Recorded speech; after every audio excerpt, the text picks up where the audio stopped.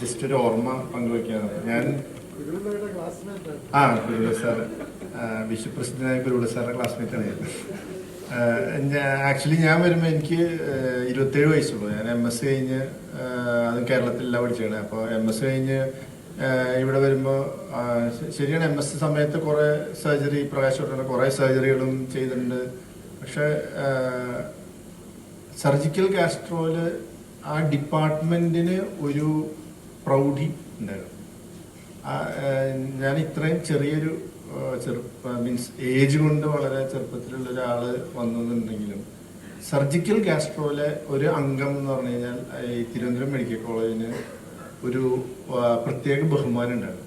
കാരണം എന്താണെന്ന് വെച്ച് കഴിഞ്ഞാൽ അതിൻ്റെ ലീഗസിയാണ്. ആദ്യം രാജൻ സാറ്, ആനന്ദകുമാർ സാറ്, ചുല്ലാൻ സാറായാലും എല്ലാവരും ഒരു പ്രത്യേക സ്ഥാനം ആ ഹോസ്പിറ്റലുണ്ട്. അത് ഇപ്പോഴും ഉണ്ട്.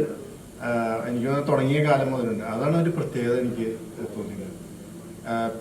പിന്നെയുള്ളത് മെറ്റിക്കുലസ് ഡോക്യുമെന്റേഷനാണ്. OP-യിൽ പേഷ്യന്റ് ഫോളോ അപ്പ് വന്നാലും തിരിച്ച് നമ്മൾ ഒന്ന് രജിസ്റ്റർ ചെയ്തു. അത് ഓരോ പേഷ്യന്റിനും ഓപ്പറേറ്റ് ചെയ്തതിനും ഒരു കോളുണ്ട്, അത് കറക്റ്റായിട്ട് ചെയ്യണം. അത് ആ ഒരു എന്താ പറയുക, ആ ഒരു സ്വഭാവം നമ്മളുടെ എല്ലാ പഠിച്ചിട്ടുള്ള ആൾക്കാരിലും ഇമ്പാർട്ട് ചെയ്യാൻ പറ്റി എന്നുള്ളത് വലിയൊരു കാര്യമാണ്.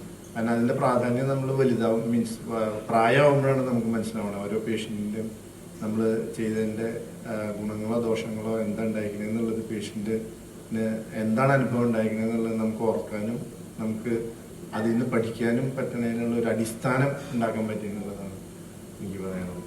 എന്തായാലും ഭയങ്കര സന്തോഷമുണ്ട് 50-ാം കൊല്ലം ആഘോഷിക്കാൻ പറ്റുന്നത്. താങ്ക് യു വെരി മച്ച് എല്ലാവരും.